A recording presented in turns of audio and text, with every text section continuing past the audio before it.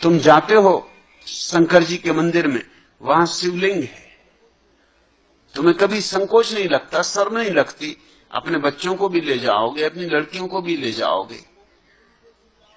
हालांकि फिल्म देखने जाओगे तो पहले पता कर लोगे कि फिल्म वयस्कों के लिए है कि बच्चों के लिए भी है। फिल्मों में लिखा होता है सिर्फ वयस्कों के लिए, तब तुम अपने बच्चों को नहीं ले जाते, क्योंकि फिल्म में कुछ दृश्य होंगे स्त्री पुरुषों के प्रेम के, और वो तुम अपने बच्चों को नहीं दिखाना चाहते। लेकिन शंकर जी के मंदिर में क्या है, जिसको तुम शिवलिंग कहते हो, वो जन्नेन्द्रिय का प्रतीक है। और सिर्फ पुरुष की जन्नेन्द्रिय नहीं है वहां, उसी शिवलिंग के नीचे स्त्री की जन्नेन्द्रिय भी है। पुरुष और स्त्री की जन्नेन्द्रिय संभोग की अवस्था में, मगर हम भूल ही गए हैं क्योंकि परंपरागत थे, स्वीकृत थे, तो ठीक है।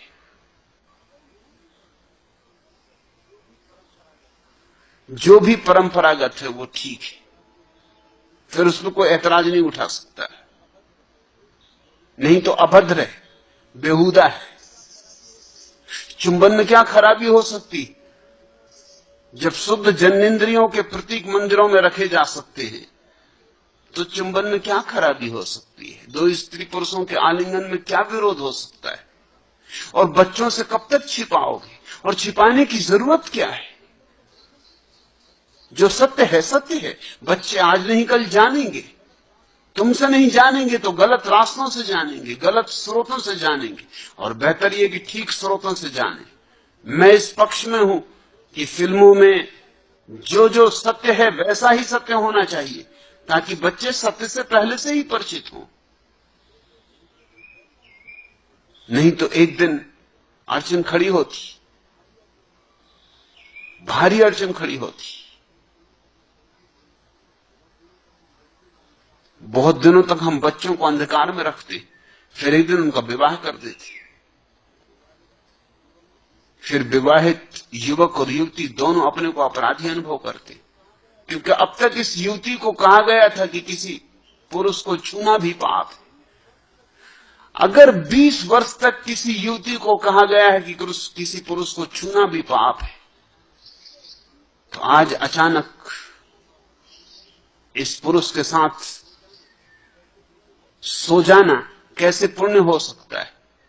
सो जाए भला, लेकिन प्राण सच्चाएंगे, भीतर पाप का बोध होगा। इसलिए मेरे अनुभव में हजारों स्त्रियों ने मुझे कहा है कि हमारे पति हमें पाप में घसीटते, पाप में घसीटते, प्रेम में नहीं, उसका नाम है पाप। और उनका भी कोई कसूर नहीं, उनको यही सिखाया गया था। 20 साल का संस्कार ऐसे छूट नहीं जा सकता। उनके प्राण पूरे के पूरे विषाक्त हो गए। और फिर ऐसी स्त्रियां कैसे पति को पूरी का पूरा प्रेम दे सकती? असंभव। वो मुर्दे की तरह पड़ी रहती। फिर ये पति को इनसे कुछ रस नहीं मिलता, फिर ये दूसरी स्त्रियों में उत्सुक होता है, तब ईर्ष्या जगती है, वैमनस्य जगता है, क्रोध जगता है,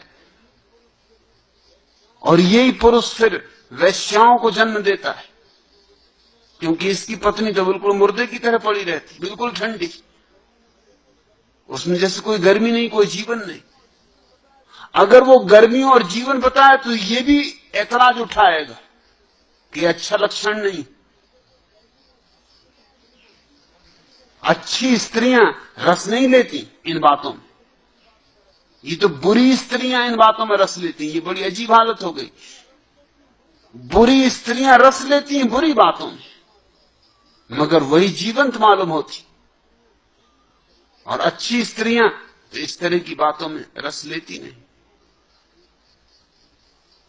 एक पुलिस वाले ने एक स्त्री डूब गई सागर में, उसको खींच के निकाला। सांझ हो रही थी, उसे तट पर लिटाया, बहुत कोशिश की जिलाने की, मगर वो मरी चुकी थी। तो बेचारा उसे वहीं छोड़ के भागा पुलिस स्टेशन खबर करने। जब लौट के आया तो देखा कि एक आदमी उससे संभोग कर रहा है। उसने उस आदमी को हिलाया, कहा, अरे मूर्ख उठ, ये स्त्री मुर्दा है। उसने कहा, मुझे क्या मालूम, मैं समझा कि भारतीय।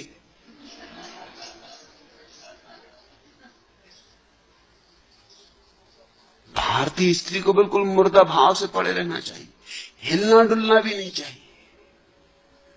हिली डुली तो भी उसका मतलब हुआ कि वो कुछ रस ले रही। उसको तो बिल्कुल आंख बंद करके पड़े रहना चाहिए, आंख भी नहीं खोलनी चाहिए। आंख खोली मतलब ये कि वो रस ले रही। आंख खोलना मतलब खतरनाक है। प्रकाश भी बुझा देना चाहिए। तो रात के अंधेरे में चुपचाप बिना बोले महाचोरी का कार्य हो रहा है। इसी फिर महाचोरी से बच्चे पैदा होंगे। वो बच्चे भी कैसे होंगे? उन बच्चों में भी क्या सौंदर्य होगा?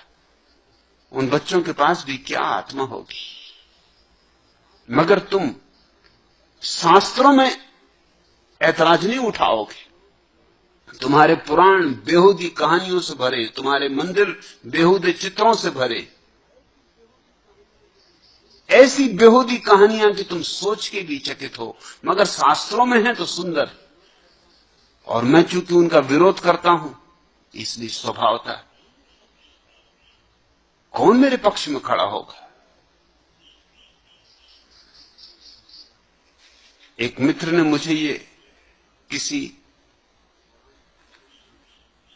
पुराण से कहानी भेजी है, मुझे पता नहीं किस पुराण में है, जरूर होगी किसी पुराण में। एक बार पार्वती शिव से रूठकर अपने मायके चली गई और बहुत दिनों तक वापस नहीं लौटी। शिवजी महाराज भी परेशान हो गए। उन्होंने नंदी से कहा, यार नंदी, मेरी प्रेम करने की बड़ी इच्छा हो रही और पार्वती भी है कि अभी तक लौटी नहीं। ऐसा नहीं हो सकता कि भैया मैं तुझसे प्यार कर लूं। इस पर नंदी ने कहा, शिवजी महाराज, ये भी कोई बात है? क्या मैं आपके प्यार के लायक हूं? बहुत मनाने पर नंदी इस बात पे मान गया कि बाद में मैं भी फिर आपसे प्यार करूंगा। शिवजी ने नंदी बाबा से जी भरकर प्यार किया और जब नंदी बाबा की बारी प्यार करने की आई तो उठाया अपना दंड कमंडल और भागे और बोले, अरे मूर्ख, तू बैल होकर मुझसे प्यार करेगा? उल्लू के पट्टे, अपनी स्थिति समझ। इस पर नंदी बाबा को भी बहुत गुस्सा आया और वे भी पीछे पीछे भागे। पर शिव जी एक मंदिर में घुस गए और अंदर बैठ गए नंगे ही। इसलिए शिव की प्रतिमा नग्न, वो जो शिवलिंग है वो नग्न प्रतिमा का प्रतीक है। इस पर नंदी मंदिर के सामने बैठ गया और बोला, शिवजी महाराज, आप जब बाहर निकलोगे तब आपसे प्यार करूं, छोड़ूंगा नहीं। और तब से नंदी महाराज वहीं बैठे हुए। वो कहते, कभी तो निकलोगे ना। मगर यह तो कुछ भी नहीं। शास्त्रों में ऐसी कहानियां हैं कि तुम चकित होगे। मैंने पढ़ा है, एक पुराण कहता है कि ब्रह्मा और विष्णु किसी गहन समस्या में विवादग्रस्त हो गए, हल ना होता था, तो शिव जी के पास गए। लेकिन जब वे पहुंचे तो जैसा कि द्वारपालों की अक्सर अवस्था होती, जैसे संत महाराज हमारे द्वारपाल, नंदी बाबा समझो,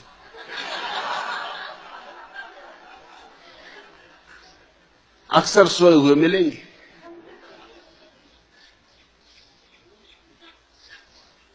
गणेश जी द्वारपाल थे। अब गणेश जी ज्यादा खा पी गए होंगे तो उनका हाथ फिरते फिरते सो गए होंगे। सून थोड़ी देर हिलाते रहे होंगे, फिर झपकी आ गई होगी तो वो झपकी मार रहे थे। ब्रह्मा और विष्णु ने भी सोचा कि क्यों बेचारों को जगाना, सोने दो। वो दोनों चुपचाप अंदर चले गए। शिव जी पार्वती से प्रेम करने में संलग्न थे। दोनों सज्जन शुद्ध भारतीय रहे, हटे ही नहीं। नागा बाबाओं का प्रदर्शन हो रहा था, वो हटते भी तो कैसे हटते।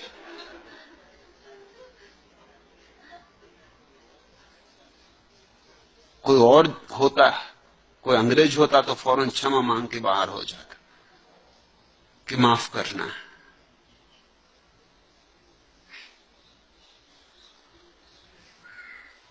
लेकिन वो तो जमे रहे,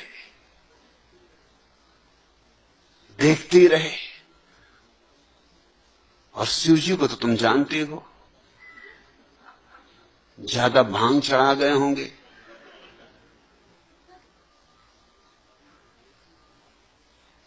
उनको होश ही नहीं था कि कौन आया कौन गया क्या हो रहा है। उनकी प्रेम कीड़ा चलती ही रही 6 घंटे। और ये दोनों सज्जन भी गजब के थे, खड़े ही रहे। अरे जब लिंग में बांध के जीभ खींची जा रही हो तो ब्रह्मा विष्णु जाएं तो जाएं कहां, वहीं रुके रहे। मगर अपमानजनक भी अनुभव किया कि हम खड़े हैं और इन लोगों को ये भी लापरवाही है कि इसकी भी फिक्र नहीं कर रहे हैं। ये तो फिक्र नहीं की कि हमको हट जाना चाहिए, वो भारतीय ढंग नहीं। ये फिक्र की कि ये किस तरह का व्यवहार है, दुर्व्यवहार, कि हम खड़े हैं 6 घंटे हो गए। और शिव जी को अंदाज ही नहीं है और ये अपने कार्य में संलग्न है। जब शिव जी को होश आया, थोड़ा देखा कि कोई 2 सज्जन खड़े, उठे। मगर वो बहुत क्रुद्ध हो गए थे कि हमसे बैठने को नहीं कहा, 6 घंटे से हम खड़े। देखते हो मजा, एक तो खड़े नहीं होना है ऐसी जगह। लेकिन भारत में प्राइवेसी को तो कोई अंगीकार करते ही नहीं, मानते ही नहीं। वो तो हमारा लक्षण नहीं, वो हमारी संस्कृति का हिस्सा नहीं। मैं उदयपुर में सोया था एक दोपहर, मुझे कुछ ऊपर खपड़ों पर खड़बड़ की आवाज आई तो मैंने ऊपर आंख खोल के देखा, एक आदमी खपड़ा उगाड़ के ऊपर से नीचे झांक रहा है। और कोई गैर पढ़ा लिखा आदमी नहीं, हाई कोर्ट का वकील।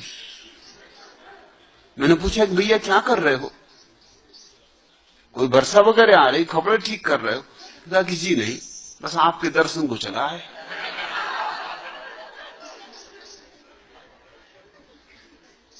मैंने कहा और भी आएंगे इस तरह दर्शन को लोग कि तुम ही आए हो? ये कोई वक्त है दर्शन का कि मैं सोया हूं दोपहर? नहीं, उन्होंने कहा कि सत्पुरुष को उसकी सभी अवस्थाओं में देखना चाहिए। आप कैसे सोते हैं ये देखने में मैं उत्सुक था। तो मैंने कहा देखो, मैं अपना सो गया। मगर वो भी ब्रह्मा विष्णु महेश से कुछ पीछे नहीं थे। जब 2 घंटे बाद मैं उठा, वो बैठे थे अपने छप्पर। मैंने कहा भैया अब उतर भी आओ, गिर गिरा पड़ो, कुछ हो जाए।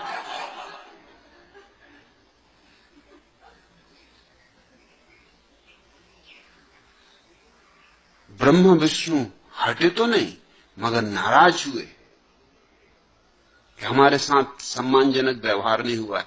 हम अभिशाप देते हैं कि तुम्हारी सदा लैंगिक प्रतीकों की तरह पूजा की जाएगी।